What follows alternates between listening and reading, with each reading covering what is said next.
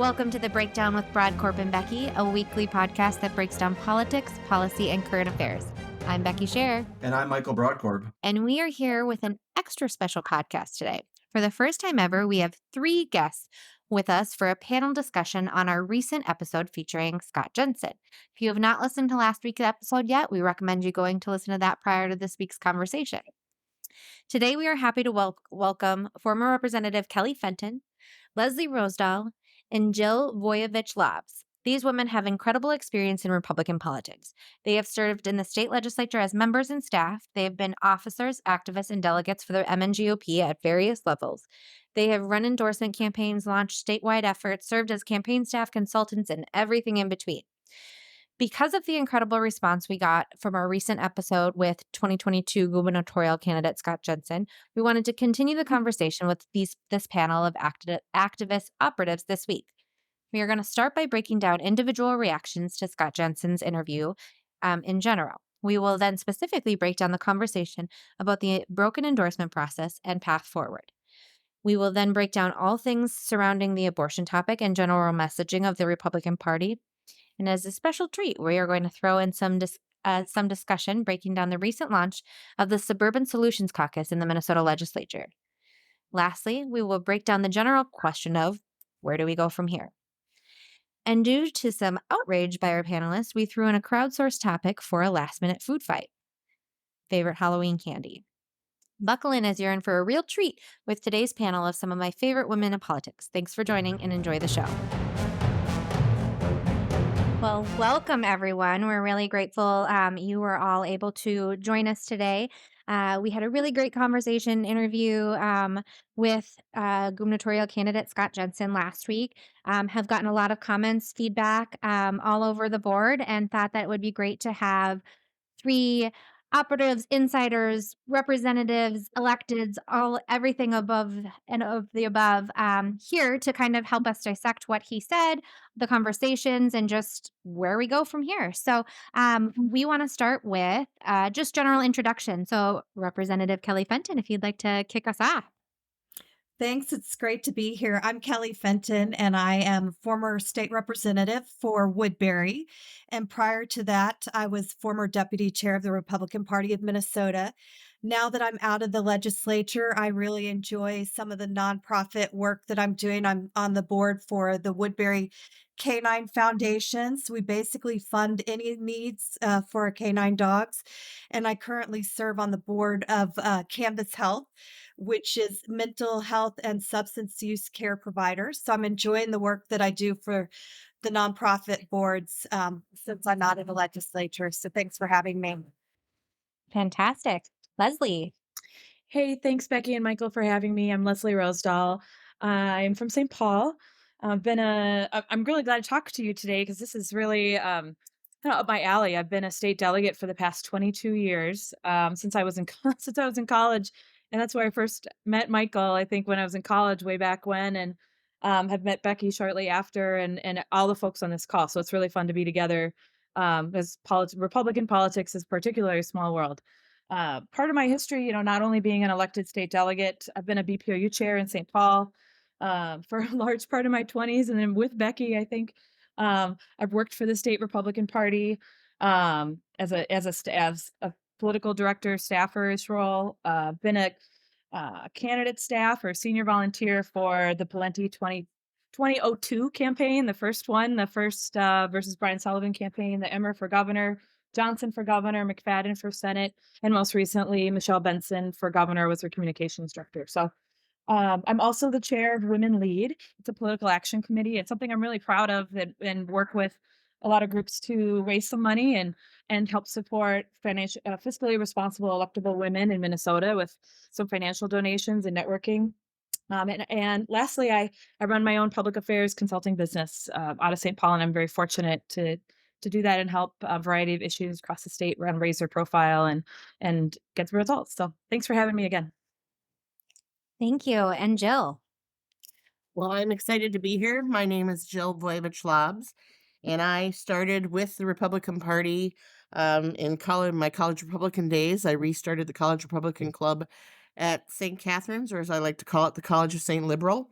became the state executive director of the Minnesota College Republicans, transitioned into Bush Quail 92, became a state central delegate as well, BPOU chair. I was on the board of directors for the Human Life Alliance. I'm a former civil service commissioner for the city of South St. Paul, as well as the chair of the Charter Commission in South St. Paul. And now I'm pretty much a full-time political operative for the Republican Party, working on an assortment of campaigns, whether federal or local, and the occasional issue initiative as well. Fantastic. Well, you all just proved our points of why we invited you to be here and have be part of this conversation. So we're going to kick things off talking about the endorsement and specifically, as you probably remember, and just to remind our listeners, when we had Scott Jensen on, Scott did say it was a broken endorsement process. He did receive the endorsement. He says that going forward, he thinks that candidates should go for the endorsement, but pledge to go to a primary, and went as far as saying donors should pledge not to give money to candidates unless they are going to be going to a primary. So I, as women and people who have been involved in campaigns and in the endorsement process at variety of different positions. Does anybody have thoughts on both what he said and on the endorsement process itself? Leslie, why don't we start with you? Sure. Yeah, I'll kick it off. I was glad I listened to it. So thank you for having him on the show. In full disclosure, I was not a Jensen delegate. I came in the convention, supporting Michelle Benson, and she unfortunately dropped out of the race as one of the many candidates right before the convention, a few weeks before, if I remember. So I was coming in, not a Jensen supporter, but um, you know, I thought his assessment on some things was spot on, but some things kind of ignored some of the hard truths about his campaign. So I thought, it's kind of revisionist history about what you Mhm. want to say. He started running for the endorsement, um, uh, light years ahead of every other candidate in the race. He had a full, almost year ahead to raise money, to court delegates, to do all the things, to be the candidate running against walls where nobody else was in the race. That gave him a huge advantage to a lot of new people coming into the endorsement. The endorsement was the process. I want to believe that I I'm optimistic that it's an opportunity for people without a lot of financial resources to have a path to impress people to win an endorsement, but it doesn't work like that. It doesn't properly vet people. The 2,500 people don't properly vet people in a way that they should. It's become, like you guys talked about, a litmus test, and there's too many people that are elected delegate, in my opinion, that are focused on a litmus test on issues and not focused on a candidate that's electable and winning races. We have nothing unless we win races. And I think, as a Republican myself, you know, we have to, nothing, you know, all of these issues people care about even the delegates don't matter unless they're into, we get a chance to govern and show people how to do that. So I I don't think that the state endorsement process of supposedly wooing delegates works. People are winning the endorsement that don't have more than a few $1,000s in the bank. People are winning endorsements that are clearly not that that the mass majority of Republicans, even in the state, won't stand behind, and that's not something I want anymore. I think I'm of the opinion that it needs to be all things on the table. We need to talk about how we can get back to winning elections, and the Republican Party can't needs to needs to change, or else we're not going to do that.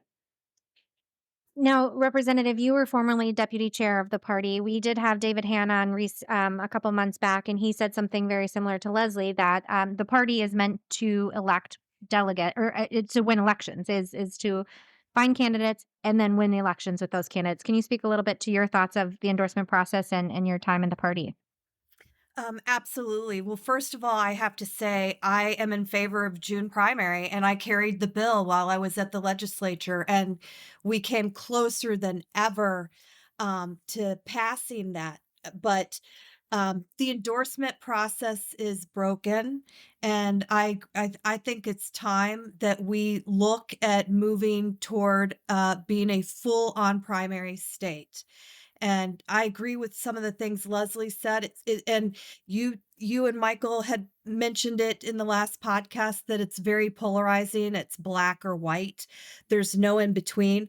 I think a candidate, if they're having to run via primary, they are talking to a much broader swath of people. And I think some of the things that Scott Jensen mentioned is the reason that we do need to move to full on primary. We need to be talking to swing voters and the people who we aren't sure if they're going to vote for us. Unfortunately, we get stuck for far too long in the process of talking to those who we know will vote for us.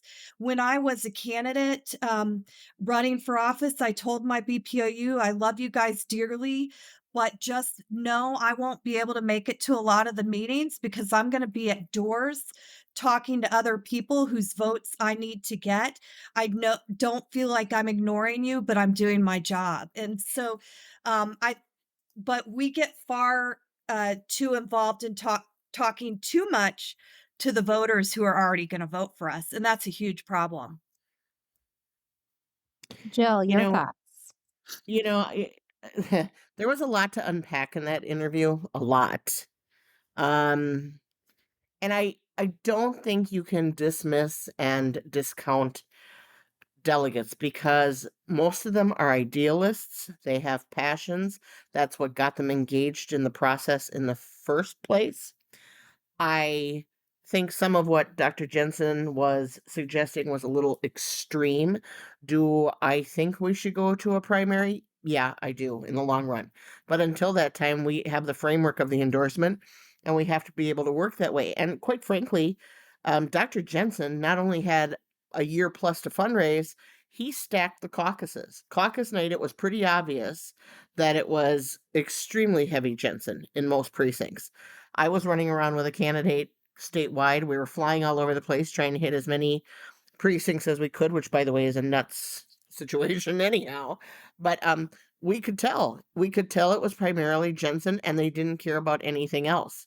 So for him to say that the caucus and the endorsement process is broken when he clearly benefited from it, I think it's just a scooch hypocritical. And that he needs to look a little bit farther down the line at his failure because his failure didn't come in fundraising. His failure didn't come in the caucus preparation or for that. So, yeah, I would support a primary, but he needs to be more objective, I think. Joe, that's exactly my point too. He had a year, he won the primary, but he failed to win the general. And that's something that I think he himself talked about furries and litter boxes. He himself was, and Matt Burke had Mhm. it, the amount of gaffes and the amount of unprofessional, untrusted, untested campaign they ran was not reflective upon a winning campaign. And that's nothing to do with the caucus system or in the delegate system. He played that game extraordinarily well. And he won. So It was it's as usual, it was an execution problem. And we have seen this, and all three of us in particular, and Becky, you as well, I'm sure, and Michael, we get a good candidate, we get a viable candidate, and somewhere along the line, the self-destruct sequence starts. And it just once it goes, it's like an M80. It's just the fuse is short and it just explodes, and there's no way to recover from it. And you just sit here and you grab your head and you think, what are you doing? Who is advising you? Why is this happening? You were on the right track. What just went wrong here? And I think, there's a case to be made for that. So if we can go to a primary, but if you're not going to execute your campaign properly and effectively, it isn't going to mean diddly. So I was a delegate at this convention, and I have to say, he was continually up until a certain point losing delegates. And I believe strongly that he would not have been the nominee at the end of that convention had Mike Murphy not been allowed on that stage to basically um, call out Kendall Qualls. yeah, I mean, 100%, he Kelly. called him Yep, a no sellout, question. and I think he impacted Kendall personally and professionally. And for no reason, Kendall didn't deserve that. And I believe if Mike Murphy had not gotten up on that stage to say anything at all, that Kendall Qualls likely would have been our nominee. And I think we would have seen a different outcome in certain elections, maybe not the gubernatorial race itself, but I definitely think down ballot, down ticket, we would have possibly seen a different outcome, but we'll never know. And I would really, while Scott Jensen talked about a lot on this last podcast, I would love for him to discuss that Hmm. because I don't think he ever brought it up. And that had a personal and a professional impact on Kendall Qualls. So I hope that he comes back onto your show and he talks about that. And I just want to frame that up for some listeners who maybe were unaware of what happened at the state convention. Kendall Qualls was another candidate, was doing really well. Was about, I think at that point was actually the front runner, the first position on these ballots. I think they go into multiple ballots, and front runner changed multiple times. There was a candidate, Mike Murphy, who Michael is has shared he's not the biggest fan of in the past, who was a candidate. He dropped out, and then went up on stage later on in a subsequent ballots and said that Kendall's campaign had offered him the lieutenant governor position and then rescinded. It has since come out that that was not actually true. And so that did impact a lot of delegates on the floor who were taken aback, were offended, were thought that Kendall was kind of playing the game. And I think that I mean, speak up if you disagree, but I would, speaking for all of us, I think that we're all under the assumption that that drastically impacted, if not ruined, Kendall's chances of taking over because he was very just a few percentage points back. So, um, definitely a good question, and I think we do hope to have the doctor on again at some point, and so maybe that can be on the list. But a couple things that you guys have talked about that I want to go into is messaging at the or for the endorsement in particular. Hmm. Hmm. I think we all are familiar that the endorsement obviously has a different message than when you're talking to primary voters and then when you're talking to general voters.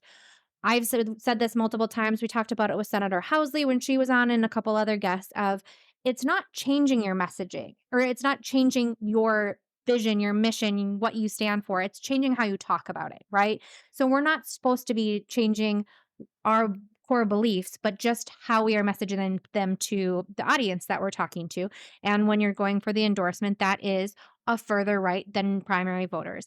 Does anybody want to speak to maybe a little bit about that, and in particular, how Scott Jensen did say that he was all in about banning abortions, and then basically said that he felt maybe a little bit roped into that, or felt like he had to say that, and be all in on for life to get the endorsement.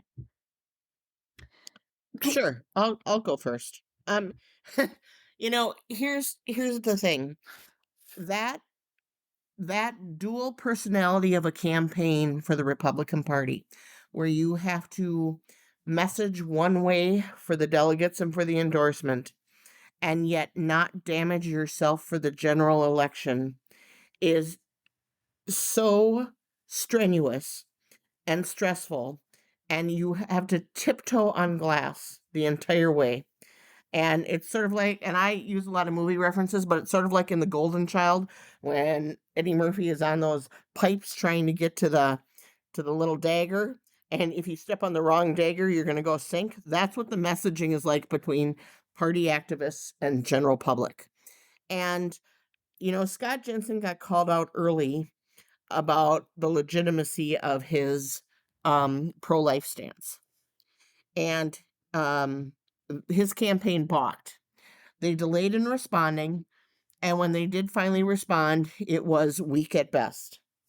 And any functional and effective campaign would have known that he previously worked for Planned Parenthood and would have had a statement ready for the delegates and the general public the minute it came up. Okay. And it could have been something, they could have shut it down very quickly.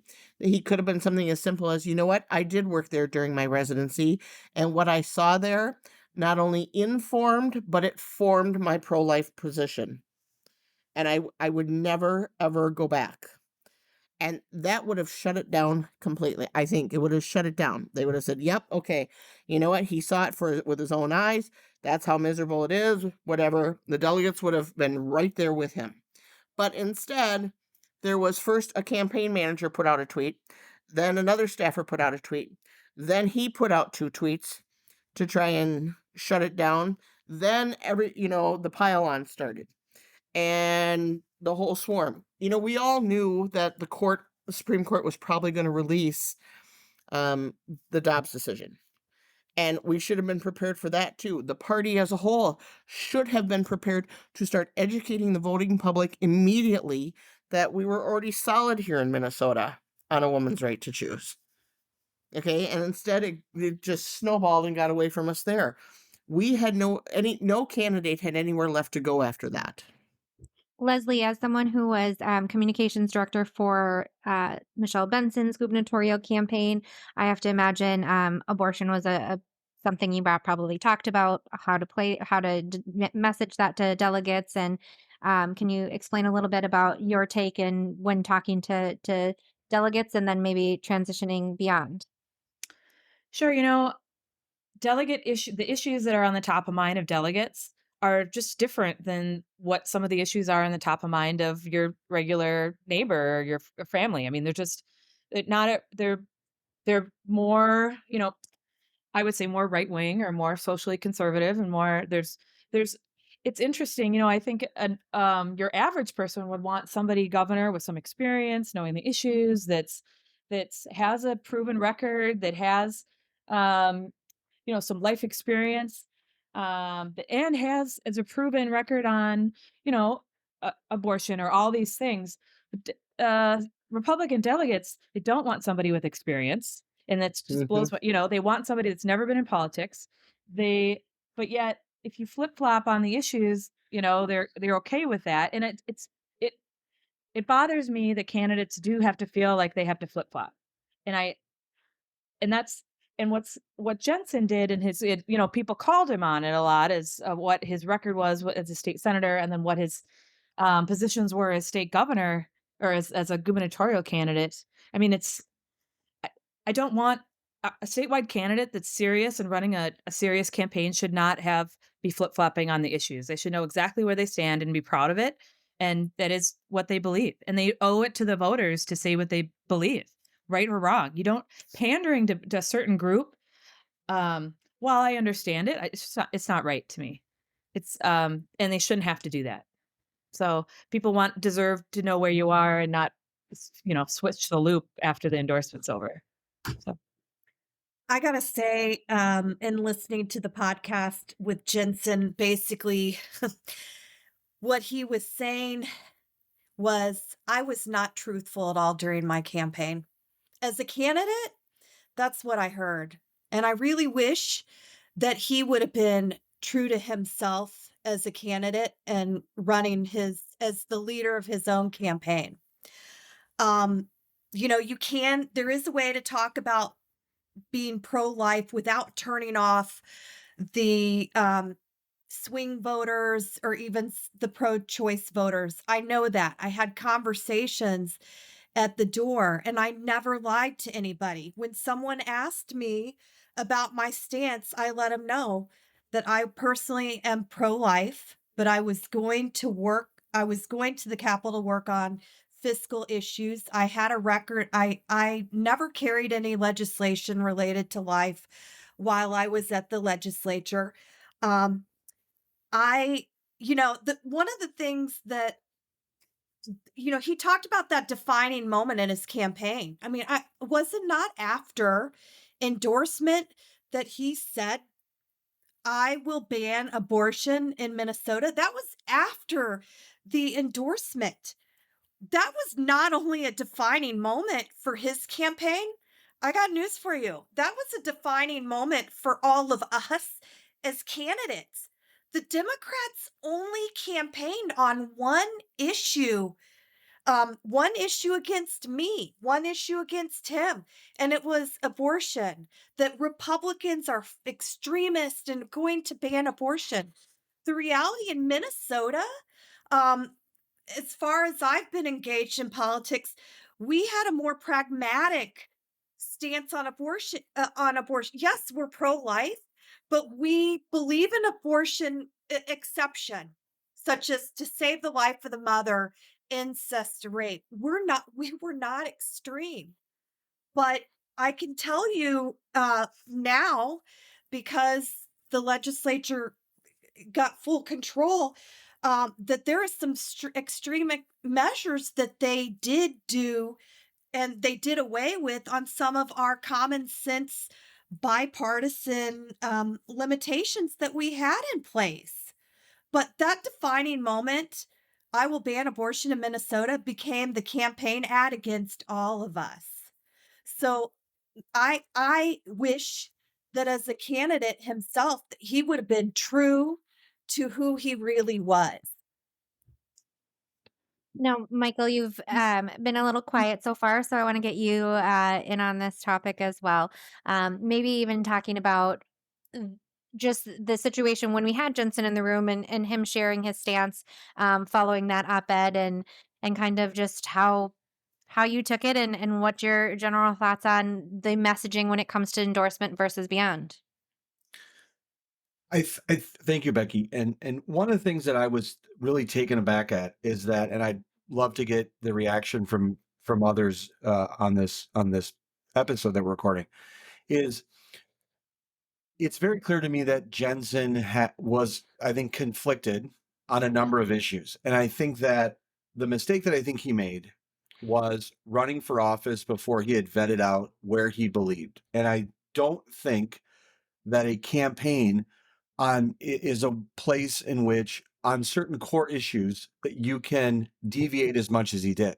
If you're coming up with, for example, a small business plan, or you're coming up with addressing public safety, things that can potentially move based on current developments and news that's going on, I think the problem that Jensen had is that on core issues that I think are to Republicans and to a lot of Minnesotan voters, he just was going back and forth on it. And I think he was using the campaign as an opportunity to flesh out who he was.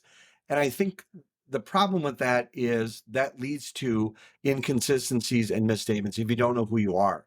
And I think that's what tripped him up. I do Yep. think, to Jill's point and to others, I think he's personally conflicted on the issue of abortion. I think the decision that you have to make then is, if you're personally conflicted on these issues, I think the decision you have to make is, might not be the best time for me to run, because if you're the electorate, that's not a good time in which for you to seek stuff out, because I do think that people want definition from their candidates on something. I think it's too much to evolve that quickly.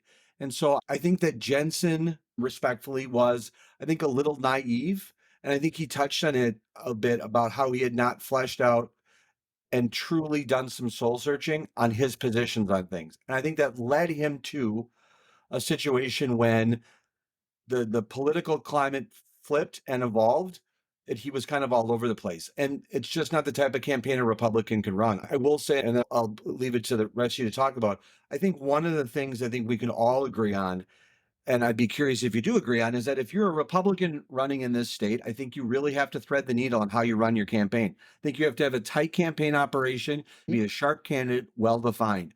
And Republicans I just don't think have as much latitude to evolve and make mistakes. And I think that we learned that this election cycle.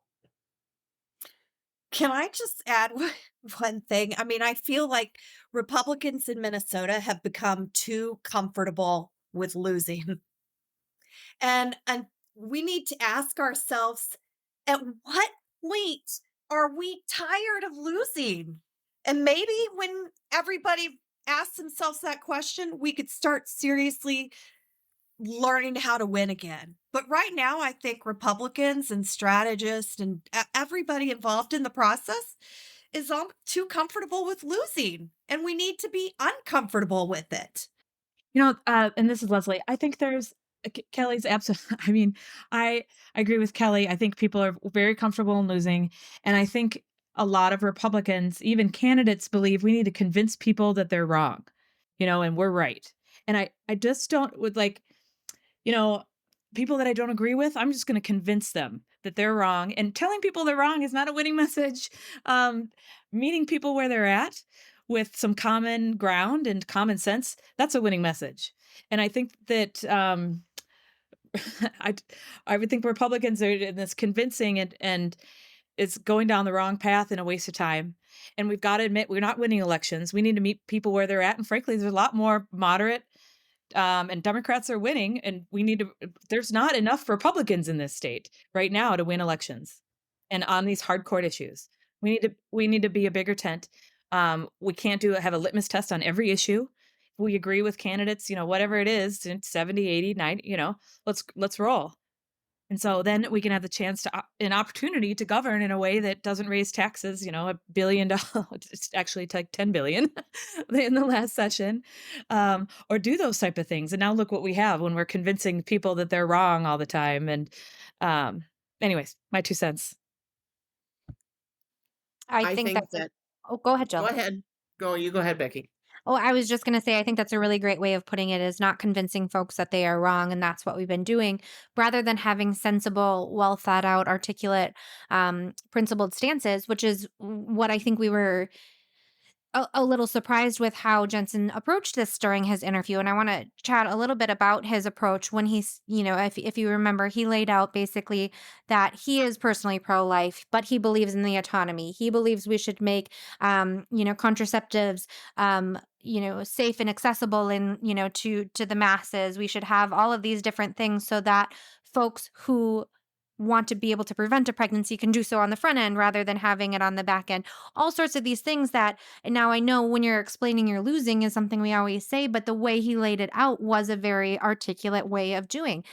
But do you think, let's say in dream world here, we're moving on from the endorsement, we're talking to Republicans through the primary. Do you think that sort of explanation, do you think there's room in the Republican Party here in Minnesota to be somewhat squishy on abortion, to be somewhat, safe, legal, rare when it comes to abortion, somewhat,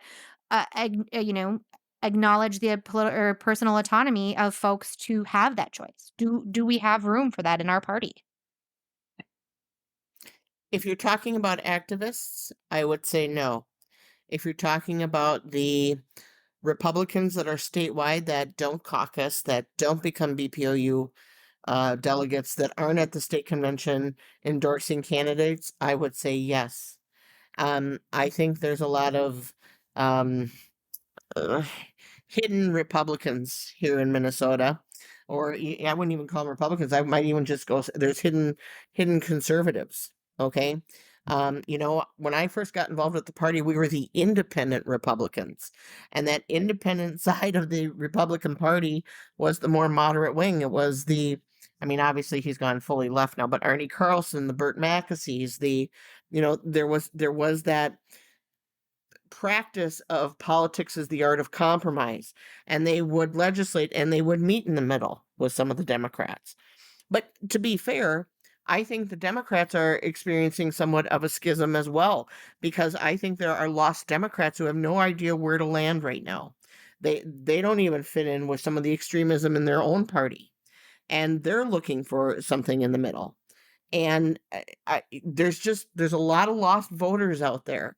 And to Michael's point about running a tight campaign, I also think the voters of Minnesota want someone who's authentic. They want somebody authentic to their belief system. They want something authentic to who they are as a person. And I think in Dr. Jensen's case, like you said, he's still struggling, I think, with where he is on stuff. He needs as they call it, a shakabuku, which is a swift kick to the head to alter your reality forever. And not that he needs somebody to kick him. What I'm saying is he needs that metaphysical kick to his system to refocus him and figure out where he's at. This is Leslie on the strain of what Jill said about how people were looking for an authentic candidate. I think that goes along the lines of that. I think people are looking for a candidate that's authentic and they can trust and that's competent. And I don't think a candidate that waffles on issues, that is known for gaffes, is a competent, trusted professional candidate. And it's the delegate going back to state delegates. There was this huge push, and it's happened before, not every year, but because a lot of the delegates are new every year. You see maybe half of the same faces, but it evolves, and there's new people that come in, which is good. I think it's a good thing to have new people elected.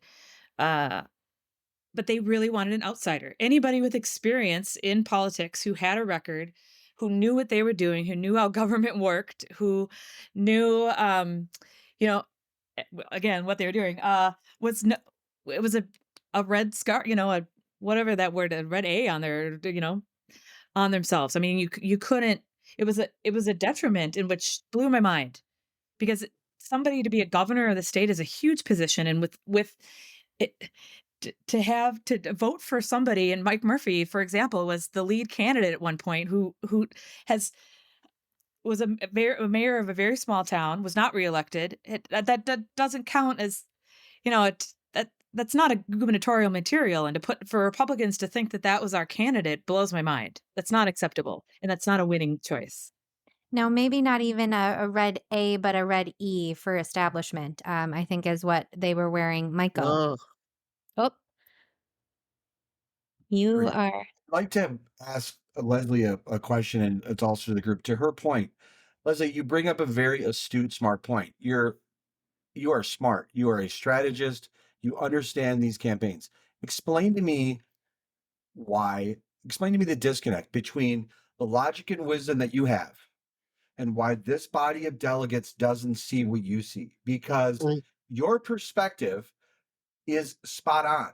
But where's the disconnect that the acumen that you just described, the logic and reason that you just described, is not transferred to the activists and they see the way? Because I think that's part of the problem, is that we have smart people running campaigns in some instances, but particularly, Leslie, what you specifically said, if you were to stand up at a convention and say that, I don't know what the reaction would be, but you're spot on right. And what do we do to educate the activists more to understand how smart it is, your perspective is that you just said?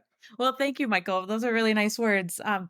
I think, you know, it, I think on paper, somebody like Paul Gazelka or Michelle Benson you know, are terrific candidates, and that have some experience, but they were, uh, at the bottom of the heap for delegates this year, specifically because there's establishment, like you said, and that's the great word. And you're labeled establishment as soon as you win an election or as soon as you work on a campaign. And I would argue that, because you've been around, that's an advantage. Like, what works, what doesn't work. We all care about the same issues. We don't need to divide or label ourselves as something different, whether we've been a delegate or elected official in the past. I mean, I think experience is a positive thing, and experience that makes you a stronger candidate for a statewide office. You don't make as many gaffes, hopefully, you don't make the mistakes. You have a record, and you know how to speak about issues. That's a positive, and that's positive toward winning. I can't explain why people don't want that type of experience this is a serious campaign. I mean, this is serious business. And I don't think some delegates value that as much as I do, for example. I'm in the seriousness of that. Michael, I want to throw it back to you, though, on that, because you were involved in campaigns. I'll just say a while back, and 10 years ago, were deputy chair of the party. What have you noticed on the evolution of going from some more of those principal established leaders who have a record to run on to now? Is there anything you can point to with that, or what evolution have you seen? I think there was a big shift around 2010, 2012 with the activists. I think Leslie makes a good point, and I think a number of you all have made great points about this. I think for some reason, Republican activists don't value the bench. They don't value the farm team. They don't value experience. And the problem that it sets up is that if you are because I think that Republicans have bastardized a lot of, I think, of what Reagan's philosophy was and understand it in a unique way. Reagan was great in making government the enemy. And so if you're someone who has experience working in state government or working at the legislature, that's almost a negative against you because they perceive you as part of the establishment. And what that lends itself to is it creates a lane, as Leslie was talking about, for candidates to come in and say and show up at the convention who have no preparation and really set the convention upside down. And that's a new development that's happened. I first saw that in 2014 when there were some candidates running for the United States Senate who had no ground game, no operation whatsoever. And it was surprising to see them come into the convention with no ability to leave with any type of organization. But what the activists were entertained by was fiery speeches. And I think we saw that this past time. And the emphasis and significance that Mike Murphy had at the convention, I think, was problematic. I think, but I do think that kind of time frame is when it happened, and I think that delegates fundamentally are not asking the right questions of these candidates, and I don't think candidates are being led in the right way. And so it's a combination of problems. But I think Leslie's philosophy and what you've all have touched on, I think we need to promote that wisdom and logic and hope that other people hear it, because that's the way it's going to change. Go ahead, Kelly. As somebody who's kind of worked on all sides, I've been a campaign manager, I was at the party, I was a candidate and served in office. One thing that I've seen over the last decade, I would say, is that we're getting a lot of one issue delegates, or delegates coming into the process attracted by maybe one main issue and not looking at the whole big picture and the whole of the candidate, right? I mean, I kind of wonder who would have been our candidate had we not been through a COVID um, lockdown, just COVID period in the state of Minnesota. Would someone else have emerged as a candidate? Because originally when Scott Jensen came in as a senator, and he touched on it, you talked about it. He was known as a maverick in the legislature, which I would say that's not always a great thing, but I'll let that slide right now. But one of the reasons he came in, and I knew from working with him while I was in the House and he was in the Senate, that he was an absolute moderate. I mean, by any other, take COVID and everything else out of it, if you looked at his initial record being on the gun control bill, abortion bill, I think he even signed on to a version of a Minnesota Care buy-in, things that were absolutely not really Republican values. And so he came out of the gate kind of being his own person when he was in the Senate. When you look at all of those things, you would think this guy would actually maybe be a great candidate to get the middle majority in the middle of the state of Minnesota. But shortly he kind of lost a little bit of notoriety while he was there. And I think his stance within COVID brought a lot of notoriety back, whether you agree with reasons or whatnot. But I think that and then he got pigeonholed into being this far right wing zealot. But I think that it was a lot of times we're seeing one issue activists get very engaged. And I wonder how things would have been different, and who would have emerged as the candidate had we not been through the COVID lockdown. Now, before we move on from this, I think we've all kind of largely been in agreement that the endorsement process is a broken, troubled, not pure process for us to get a candidate to the primary that is going to get us over the finish line and be successful in the general. Do you think there's any legs to actually doing away with the endorsement process? What would that look like? How does that happen? And is it going to happen, or would you expect that it happens anytime soon? I'm thinking about that in preparation for this interview, Becky, and I've actually talked with Chair Han about what's on his mind. He's a personal friend of mine, and I think that he values, as I do, winning elections, and I think that that's what the party has to get back to.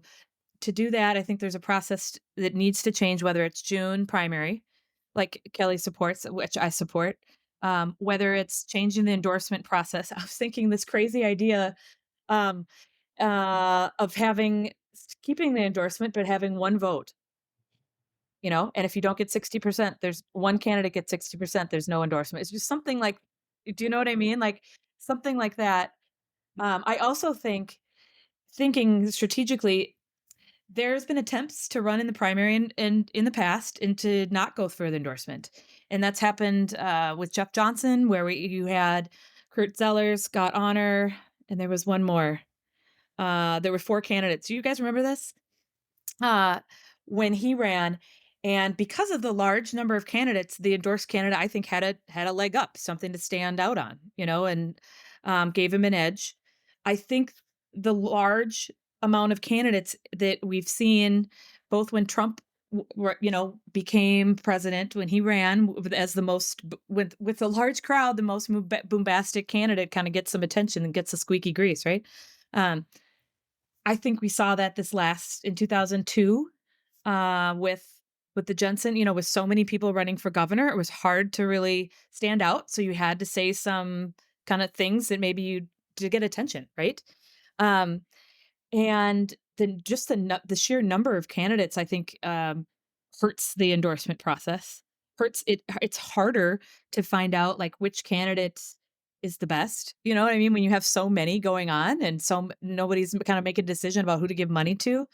I think a primary would whittle that down. I think maybe a single vote would whittle that down. I mean, some process, some rules could be changed. I think as a um, I don't see the delegate. I don't see the Republican Party getting rid of the endorsement process with a vote. I mean, why would you vote to eliminate all the power that delegates love and have and desire? But if Mhm. there's some way to modify it and some way the legislature could create a June primary to make and maybe to get, we'd start winning and maybe that would give me some hope. But with the way the system is right now, I'm pretty pessimistic about electorally Republicans having an electoral win. So There are some things that we could start to do to move toward that process. Back when I was deputy chair at the party, I had met, we had a group with legislators, both Democrat, Republican, Ken Martin, myself, Steve Simon was a part of that back then. And we talked about things like a June primary, that sort of thing. Um, I think that we have the presidential primary in place now. So there's some quick things you could do. Maybe we have a hybrid and statewide candidates. You can tweak the language of that state statute now to add in gubernatorial statewide candidates. So maybe we have a hybrid and have those that high level have to go be primary and then locally endorse for the state legislative races. Uh, Bringing in a June primary, I think, would also help, but it's going to take time to move where we fully transition from, say, caucus to the June primary. The bottom line is the Democrats have figured out how to win, how to get their unendorsed candidate a win in the primary. Republicans really haven't figured that out yet. And I think that's a Democrat advantage. So if and again, Scott Jensen talked about that. He's like, where's Ken Martin? Where's David Hand? They were in favor of this. If I'm Ken Martin, I'm going to let things ride out because right now it's to the Democrat favor since, you had Dayton was not allowed in in the convention. He said, fine, I'll run primary. He won. Walz lost in his convention and went right outside and announced he's going to primary. He won. But in the eyes of the primary voters for Republicans, clearly we're only engaging the delegates in the system, and the delegates currently still believe that endorsement is important. And I would say we need to start thinking differently there. We need to look at electability. Leslie brought up a point too about the bombastic one, the fiery speech, gets the attention. And I think that is true. And I think we've seen it at multiple levels of our endorsement process, whether it's BPLU conventions, congressional district conventions, or the state convention. However, I think what we're missing as a party is the importance of the psychology behind that, because our delegates and our alternates are hardcore activists. I believe somewhere along the line here, no longer feel that they have a champion who's going to stand for the principles of the Republican Party and who are going to do it correctly and are going to do it effectively. They feel like there's been too much compromise, that we're weak. It's almost like an overreaction to what they perceive to be political vulnerability. And I think, again, that goes back to that authenticity of candidates. If candidates were really authentic and really projected what it is to be a Republican, I think maybe we could work that psychology a little bit more. And in doing so, then maybe we can slowly transition to a primary. I'm all for competition, and I personally think that if you can't get it together to win a primary, anyhow, you probably shouldn't be trying for a general election. Very well said, ladies. Now I'm going to have a follow-up question to this.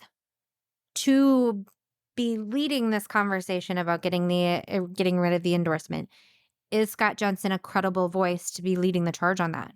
And if not, who? If not, do you have any thoughts of who should be driving that train? Jill, we'll start with you. Put you on the spot. I would say no, because I don't think he has settled yet where he actually is on the political spectrum, number one, and that's the primary reason.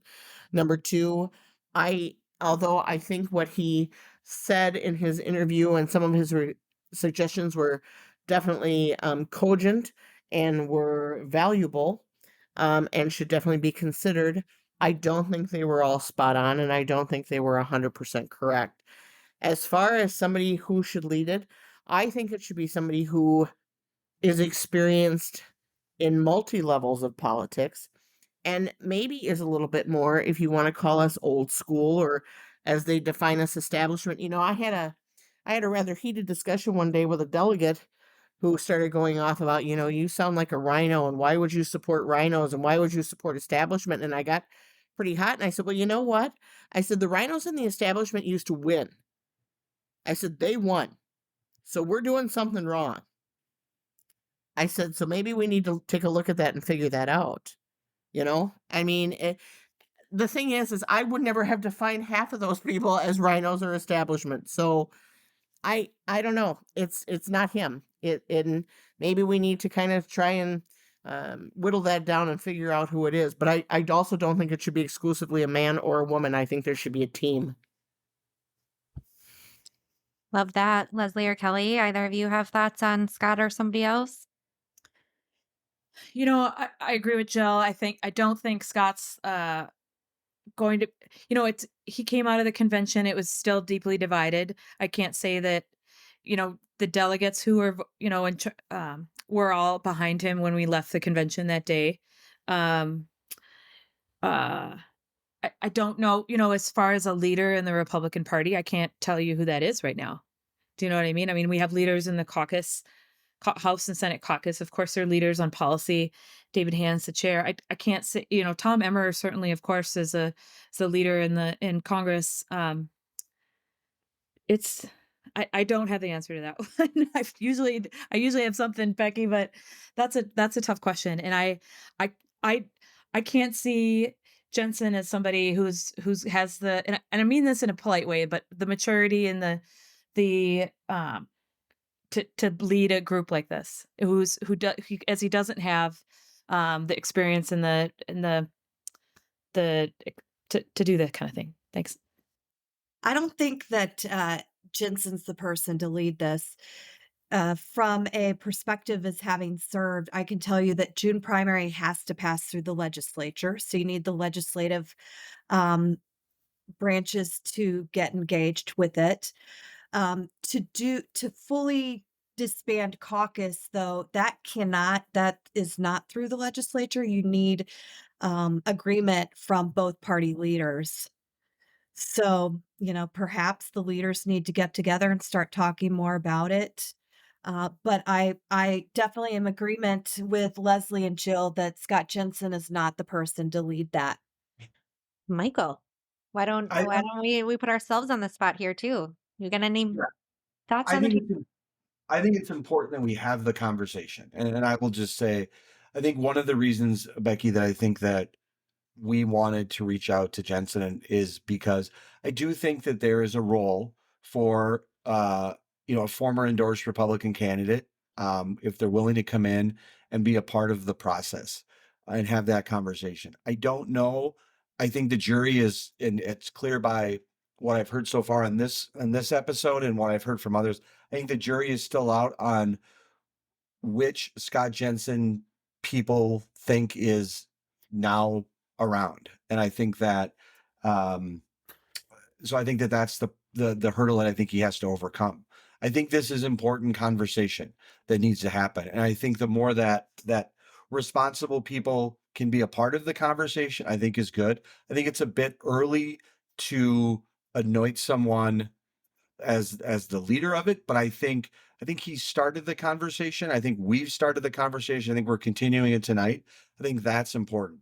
I think the conversation needs to happen, and I think all of you have said some really amazing things that I think are going to be important to highlight after this episode about how Republicans need to not be so comfortable with losing, and a point about not being so argumentative and telling people that they're wrong about issues and campaigning that way, and just being more open-minded and willing to understand where the party is. Those are the type of conversations that we need to have right now, and I think that that's where we need to go. I hope these conversations happen, because I will say, as someone who was a critic of Jensen pretty consistently during the election, I will say to you that I think it is unusual to see a candidate come out and be as willing to be critical of themselves for what they've done. I think there's I think there's a lot of questions as to the authenticity of what he said. And I think that's up for individual people to say. But I think there's some momentum that's been started by us having that episode. And I wanted to continue, and I wanted to foster and grow. I completely agree. I think that, I mentioned previously, as I do like the aspect of the endorsement, that it is a chess match in a game, that you put in the effort, you woo the candidates, you do the work, starting, significantly early with a lot of financing and the right messaging, and you can win it, right? So I do see that. But I personally think it is going to take somebody potentially not going for the endorsement, maybe not getting the endorsement, going to the primary, being successful at the primary to really spur this change. I really thought that 2018 with Pawlenty was our shot at that. Um, it didn't happen, and that was unfortunate, but I do think that it's potentially going to be that. So I do think, calling all strong, sensible, pragmatic, articulate candidates out there, please raise your hand. Please, run for statewide, run for office, and help us do this from that side.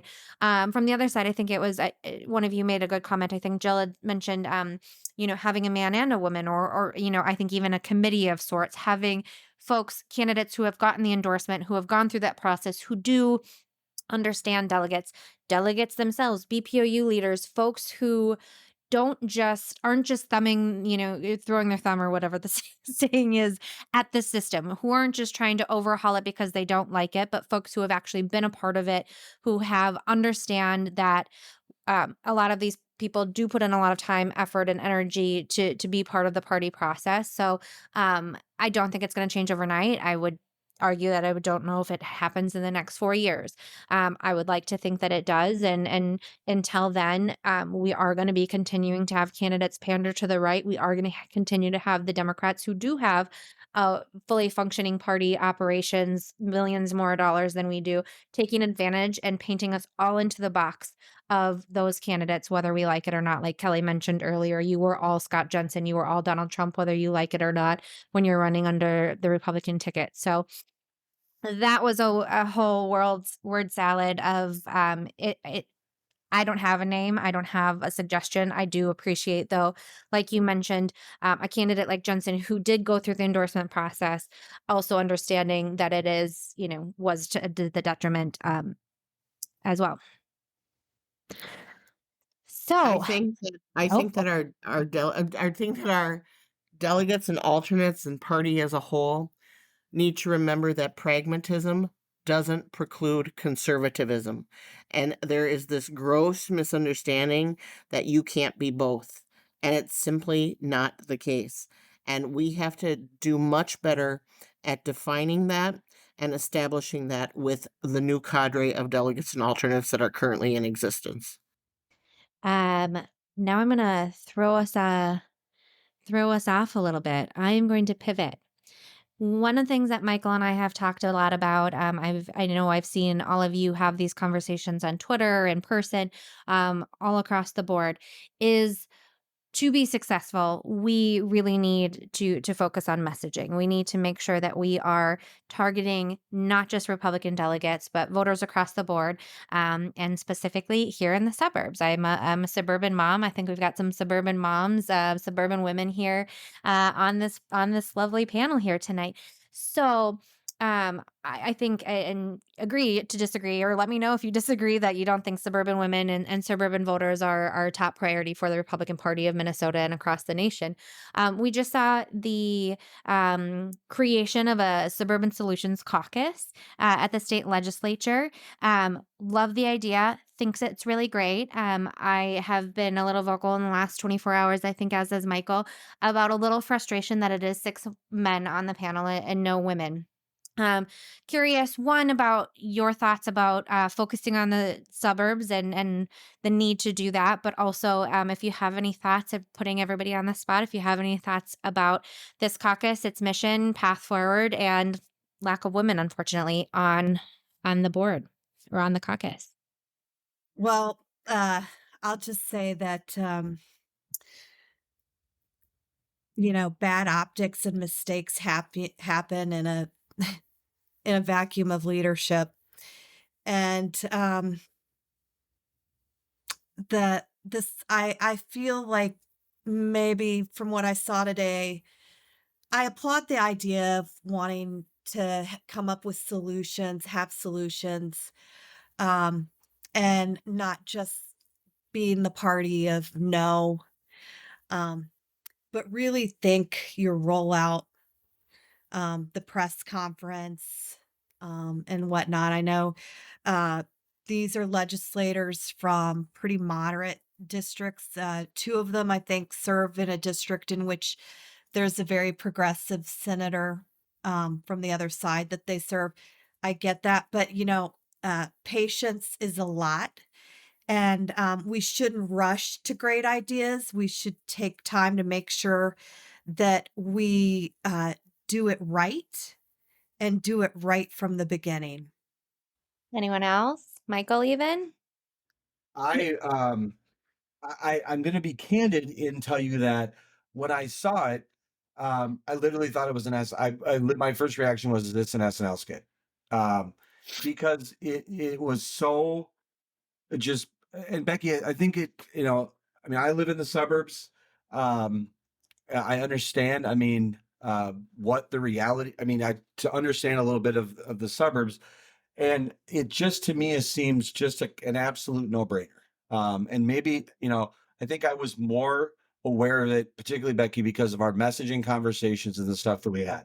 And we've also made, I think, a very conscious effort on the podcast to be as inviting as we can be to all perspectives. We've tried to create a space where, a little bit of a safe space where we can have Democrats, Republicans on and talk about things. And that takes a variety of views. And to the thought process that we could have Scott Jensen on was something that I never thought we would have been able to do. But we've had, suburban senators, Democrat female senators, Republican female senators on talking about issues, members of the House, members of the Senate. And so to me, it's a great idea to be focused on the suburbs. It's really something, Becky, that you and I have spoken to on such a consistent basis. It simply boggles my mind that they would not have thought about inviting a female legislator to be a part of it. And I think it is a good idea, incredibly poor execution. And it's short-sighted, lack of, I think, vision and perspective. And what I just will say to you is that I keep looking for when Republicans are going to hit the bottom on stuff, when this is going to be the type of situation that's going to make us recalibrate. And I thought that after the election, particularly on some of the messaging, that we would have thought different about this. And we've been gone through an election cycle that I think was painful and difficult for a number of ways. I would have thought that we would have understood that. But the idea that this was launched and 6 weeks were spent building a website to message around six white guys um, is just mind-boggling to me that we're doing that in 2023. Really is. So, as a political operative and a campaign manager, volunteers, people are always asking, what can we do? What if we do this? Can we post more on social media? Blah, blah, blah, blah, blah. And you love the help. But what I have started giving them as a mantra is this: start asking yourself if what I'm about to post, what I'm about to say, tweet, do, gives free ammunition, free bullets to the Democrats to hurt not only a specific Republican, but set it up for a big ad campaign that will hurt all the Republicans running. Ask yourself that question before you continue with the action. And if you think it is at all, don't do it. Okay?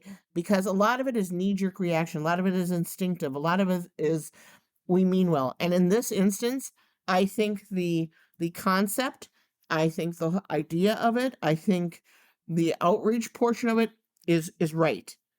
But again, the execution, the lack of attention to detail, I saw today, I think it was Max Halpern was talking about the fact that none of the statements they had from people were even from the districts in question. That's just that's somebody's staffer screwed up. That's just awful, and it doesn't help us. Now they just gave them a couple of bullets to use on us yet again. We've had a couple, and it's only Tuesday this week. I mean, just my head is just hurting. When is it going to stop? So ask yourself, take a step back, take a breath, and say, am I giving free bullets to the enemy?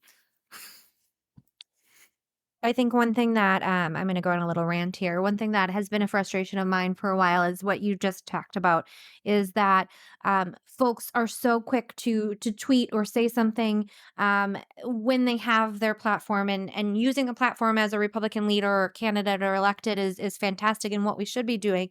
But we have such little time, and in this day and age of the 24-hour news cycle or the hour by hour news cycle, we have such little time to get our good stances, our good policies, our good what we are for, what we are standing behind. We have such little time and effort, especially because we don't have the money to get that out there, that any distraction is a distraction for the entire party in the entire state.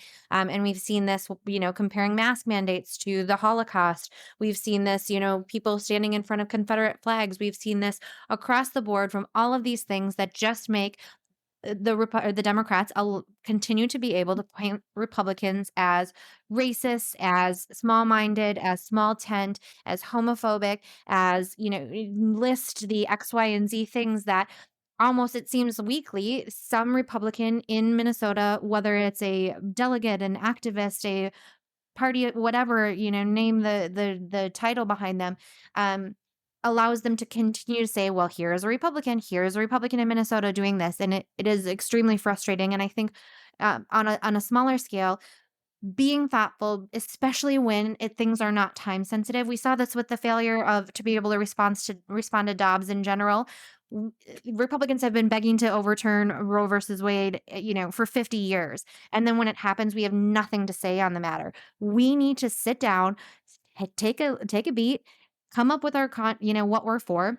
And that was one of the main frustrations, aside from not having any women on this caucus, is that when asked what bill you want to pass, they didn't have a bill, one bill. They couldn't even, there was not one bill that was able to be named. It is a frustration of how any candidate, if you are going to put your name behind something, if you're going to stand up and say something, you should be able to say, day one, I am going to X, Y, Z. Three things. even if and even more, maybe we just need to start a media training. Hey, who wants to start a media training thing here that teaches candidates or electeds how to pivot? Because a simple pivot is a perfect thing in these situations. If you don't have a frame bill, is we're going to go have conversations with the people. They're going to tell us what we're going to do, what bills we should pass, and I'll get back to you on that. Frustrating. Rant over. Michael, what you got? I don't want to act as if I haven't made mistakes in the past. Okay. I don't want to give the impression that I've led a conflict free life or that I've not been a part of some controversy. That being said, I just want to be very blunt here and say to you that this was not an initiative that needed to be rushed out. There was a lot of weeks that was spent into planning in this stuff. And I have to say this as a white guy who considers himself somewhat of a Republican, but as we described earlier, and I have described myself as a little bit of a homeless Republican right now. I think that and I think this initiative is a clear example. There are a number of men, I think, who are standing in the way of this Republican Party succeeding to the level which it did. 6 men got in front of the cameras and put together a legislative agenda or discussed a legislative caucus. And it's by information that I've received, there was not consistent, credible, and substantive outreach to female members of the legislature prior to that press conference. And the reality is this, is that 6 white guys cannot walk into a press conference in the Minnesota State Capitol and take on a bold initiative such as the Suburban Caucus and ignore female legislators. It just can't happen. And so I think that if I can speak to the white men inside the Republican Party, my suggestion to you is to just open the window, have a little bit of a more global view on some things, and think before you act, and think about the entire brand, the entire spectrum of what the Republican Party is, because it's not just white guys. Fair point. I'm gonna take this opportunity to also say I do think it's a great idea. I do think there are some of these members on this caucus are good representatives and good voices in the Republican Party. I hope we see more. I hope we see Republican women. The few that we have left in the state legislature, I know a lot of them did get wiped out. Kelly, you made that point as well, which is unfortunate. But I hope I see more. I want to be optimistic. It just is frustrating. I have to just say, I agree with you. Um, I want there to be more creative thinking outside the box. But just take for example, what would happen if decided I wanted there to be a minority outreach caucus and Michael Brodkorb, white guy, goes in front of the podium and says, we need to be talking. I mean, there's just an optics with that we need to be self-aware of. And I also will say to you is if it's not as if there's not talent around. It's just a matter of reaching out to it and involving it in the conversation to be self-aware of it. There are Republican female elected officials, the state, at the local level, the legislature, a whole variety of things that they could have tapped into on this. And for some reason, I think I do take, and part of the reason I wanted to speak up about it was because I do think it was white guys like me who made the mistakes and led to it. And I think that that it's important that that we take ownership and call a spade and call it out like it is and recognize that. I think one of the other points I'll make is that we're all this call, look at the talent on this call. And I've probably spoken less on any podcast that we've done because I've just been so in awe of the talent and the people and the perspectives I wanted to learn from you all. But there's opportunities to do things different. And I think we're all looking for in various ways in our involvement in the party, we want it just to be run smarter. And I think as a white guy, I think my message to other white guys is that it doesn't need to be a white guy standing in front of the microphone. It can be a whole variety of people that can lead on behalf of this party. As somebody's been at the legislature, who advised? I guess my question is, who was advising them? Because we all had staffers and people who, some did communications, leadership has staff. Who was advising them and who thought that this would actually be a good idea? So, um, I I pointed out immediately, we lost. I wrote it down while you guys were talking. I mean, it to some extent, it really kind of made me sad because at one point we had like 11, maybe 10 to 11 really good, thoughtful suburban women in office. Um, and right now it looked like we didn't have any, but yes, there are three, but significantly less. And so I, to some extent, wonder if we don't have a problem there. Well, we are a little over an hour here, so I want to be mindful of everyone's time and kind of just go to, in closing, if there's any final words, anything, where we go from here, any $1 million ideas of how to save the Republican Party and get Republicans back in office? Anyone? I think we need to have drastically and rapidly improved self-political awareness and situational political awareness. I don't think our party right now is practicing either of those whatsoever. It is like being at a kid's birthday party when you play pin the tail on the donkey and they put the blindfold on you and they spin you 2 times one way and they spin you 2 times another way. And then they say, okay, go put the tail on the donkey. I think right now we are getting spun around in multiple directions and we have no sense of where we actually are and where the target is. I think those things need to be defined. I think we need stricter parameters, and I think that comes from leadership on down. Yeah, but this is Leslie. I agree. And like Michael said, you wonder if we've hit bottom. I mean, and then we keep going down. Over it keeps getting worse, right? Um, I do know. I hope at some point we do hit bottom so we can start going up again, right? And when is that?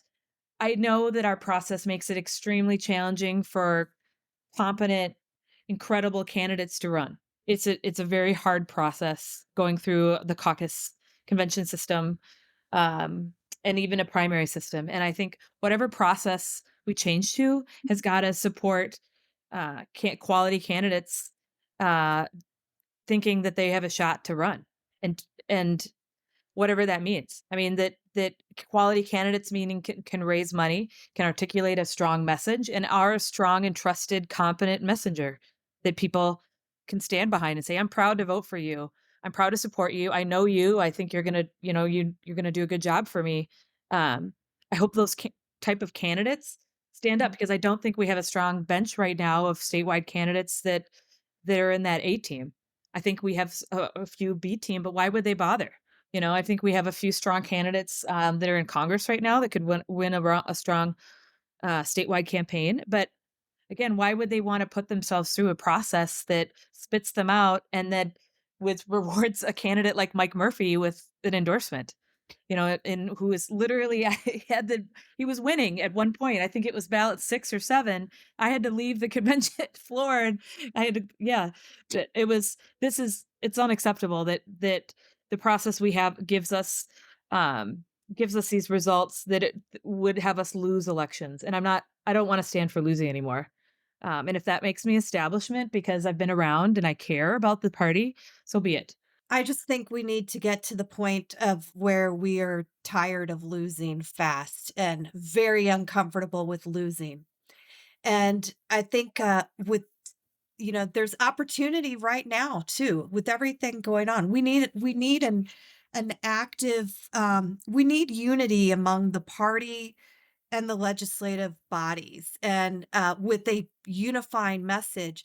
It doesn't need to be difficult with everything going on right now. Look at $18 billion surplus spent, 9 billion in new taxes. The message can be really simple. The Democrats are making it harder to put food on your table. They're making it more expensive to buy gas, to buy a new car, to renew your tabs. Uh, you name it. It's simple, but we need a unifying message, and we need to get to the point of where we are very uncomfortable losing our next big election. Michael? I hope that what comes out of this is that people listen to more what you ladies have said tonight in this conversation. I think it's so critical. I'm so appreciative, Becky, for you pulling this together and organizing this and having fun. I think that this is what we need to do more of. I think there needs to be more conversations, more voices need to be elevated. And I've learned a lot tonight. I think that you've all instilled a level of wisdom and uh, maturity and logic to a very kind of difficult, complicated process for the average person to understand. But it's so important as Republican activists, to the degree in which we all are, that we change where we're at. And my hope is by promoting this episode and having more people hear what your perspectives is, that more people listen and that people understand from hearing the different voices and the significance of what you're saying, that it changes the mindset and it changes the direction of the party. And so I just want to say thank you for being on here tonight. And it's so important that people hear what you have to say. And I'm just really proud of Becky for pulling this together and having this kind of conversation, because I learned a lot and I was taking notes when each of you said stuff. And I just think it's remarkable what all of you have said. And I learned different perspectives tonight too, having known you all, but just, it was really important. I just want to thank you. Every one of these episodes is becoming my favorite, but I think this one's going to be my favorite for a while. So just thank you for allowing me to be a member of the audience tonight and here. Thank you. And I just want to say one thing also in closing is going back to what I think each of you has individually said, but also to our very first guest that we had on, Annette Meeks, is that we need to stand for something. We need to have a vision, a mission, a path forward as a Republican Party, as Republican candidates and Republican leaders. And I'm hopeful at some point that we, with our conversations about messaging and how to get there and push behind good leaders who are willing to put their name on the ballot, we can get there. I know we don't have a deep bench, and we have said that. I'm grateful that all three of you have been involved for as long as you have been involved. I plead and beg that you stay involved, because even with having to wear whatever, a scarlet E on your chest, if that means it, or being branded rhinos at times, or whatever it may be, but staying in, because it is going to take people who have been around, who have seen it, the highs and lows and everything in between, to really make change here. And so with that, all of you are some incredibly great follows on Twitter. So if you could go around the horn, I'll start with Kelly to Leslie to Jill. Share maybe your Twitter handle, where people can find you, if there's anything, website or anywhere else that you want to direct anybody that listens. This is Kelly Fenton, and I'm on Twitter, and you can find me on Twitter and Instagram for the most part. So at Kelly Fenton MN. And thanks. This is Leslie Rosedahl. I'm at Leslie Rosedahl on Twitter and Instagram. You can find me mostly on Twitter at Gypsy, capital GYPSY 2100. Fantastic. Well, thank you all for joining us, and hopefully we'll have opportunities. If there's ever anything you're working on, let us know. We'd love to have you back again in the future. Hey, thanks guys for having us. Thank you for It's great. having us. Absolutely. So we ended the recording, and then there was some discussion about the food fight. And there's apparently what occurred off air was all three of our guests were really frustrated with Becky's food takes, and they wanted an opportunity to come back on and voice their frustration with Becky's lack of support of turkey, or just general, bad food takes and stuff. So I want to give the floor back for all three of our guests to just fire away at Becky. Go ahead, everyone. I agree with Becky. Night to the time. Halloween candy, Butterfingers, number one. There is no number two. Whoa. So we're gonna do Halloween candy. Leslie's chimed in. Butterfinger number one and no number two. Correct. That's strong. That's the right answer. Well, I'm totally into peanut butter. So I love the Reese's peanut butter cups. That's my number one. And I definitely have to go with Butterfinger number two. Strong answer. Strong answer. See, Kelly, I have great minds. I agree with you. It's peanut butter cups followed by Butterfinger, but the worst, I think, Halloween candy, Circus peanuts. Becky? Just want to say, I think I'm going to have to go back to the archives, but I'm pretty sure Butterfinger was on my list, and I'm pretty sure it was not on yours. Oof, I'm going to take this as a win. that's very late. What's your Halloween? Well, I mean, well, no, I have to be the mini 100 grand because Yes. that's my jam. Ooh, And then number two, I have to say probably Butterfinger. Maybe. Go meaning 100 grand and Kit Kat 1 and 2. ooh, yeah. I would like to ask one final question before we go. Ham turkey around the horn. Ham or turkey? Like at Thanksgiving or something? Yeah. Or scare. Oh, turkey. Just in general. Turkey. You're pro turkey? Let's say pro turkey. Turkey. Joe? Turkey. Turkey. Oh, I'll go turkey. Becky, do you want to give your answer before we go? Ham, baby. Thank you all for joining back on and recording with us. I'm glad we got that in. I don't want to leave anyone feeling shortchanged or gypped about being on the podcast. And I'm glad the food fight is taken off a little bit. Thank you. I did pull out the archives, and Butterfinger was my number 5, and was not on Michael's list. So, But you were wrong about him. okay. I'm still trying to understand your weird relationship with peanut butter, Michael. I just don't like it. Peanut butter is the ingredients for a sandwich. It's not a part of candy. Oh, chocolate and peanut butter.